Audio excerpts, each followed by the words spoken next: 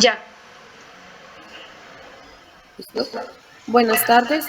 Nuestro proyecto es la contaminación por el carbón negro. El proyecto está integrado por Valentina Suaza, Karen Obando y quien les habla, Tatiana Silva.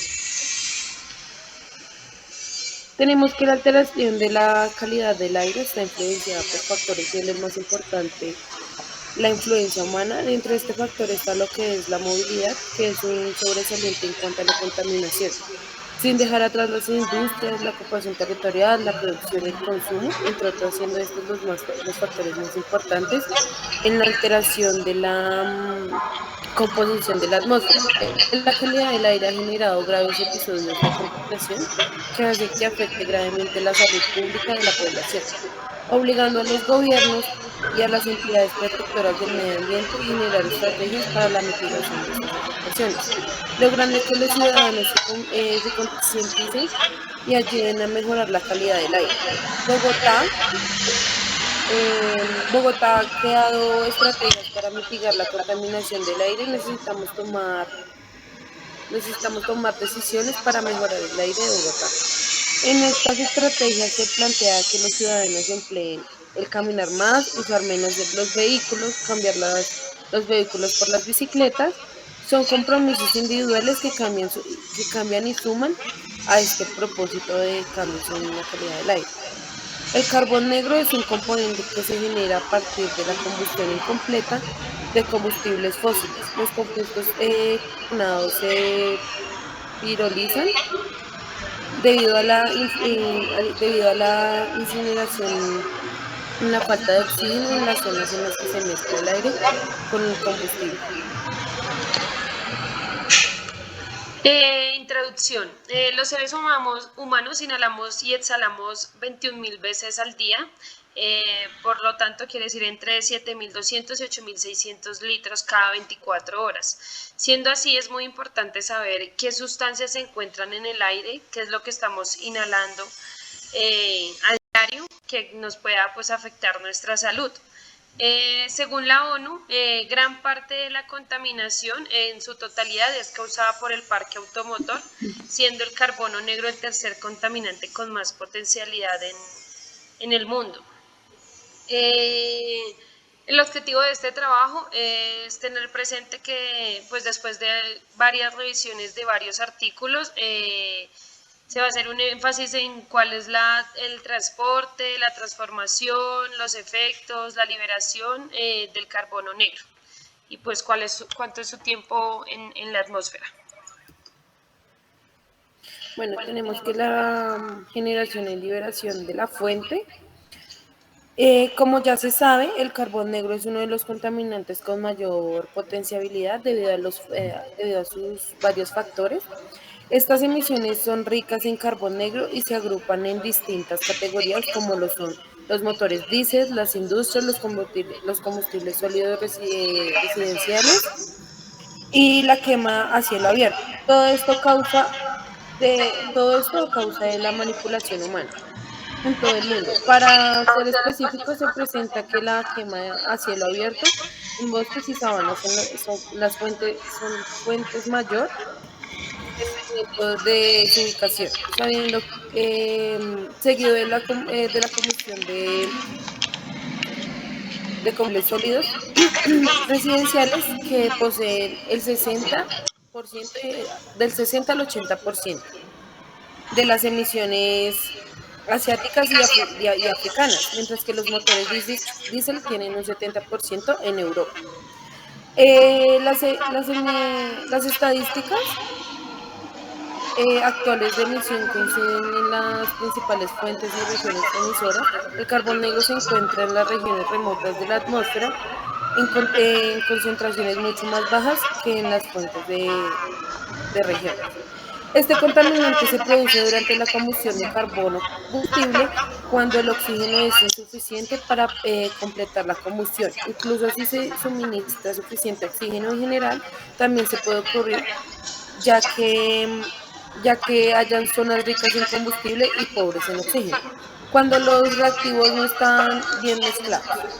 Por otro lado, el carbono negro procedente de combustibles fósiles parece tener aproximadamente el doble de potencial de calentamientos específicos de particular en el carbón negro procedentes de las biomasas.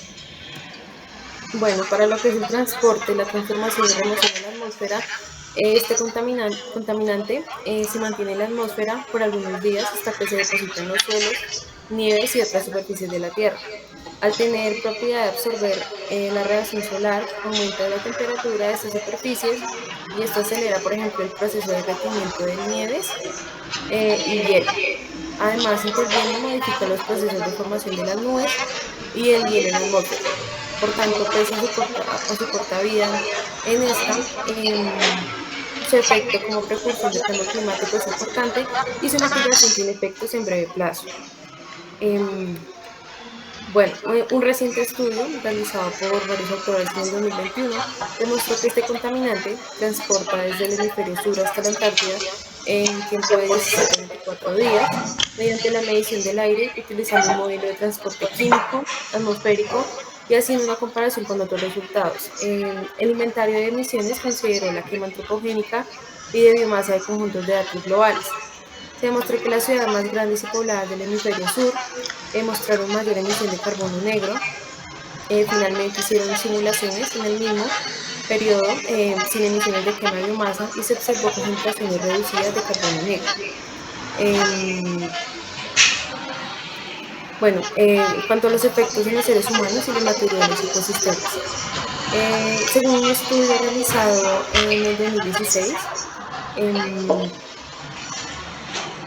en el caso de los glaciares, según varios autores, los aerosoles de carbono negro derivados de la combustión aceleraron el derretimiento de los glaciares en lo que fue el Himalaya y el Tíbet, lo cual limitó el suministro de agua dulce para miles de millones de personas.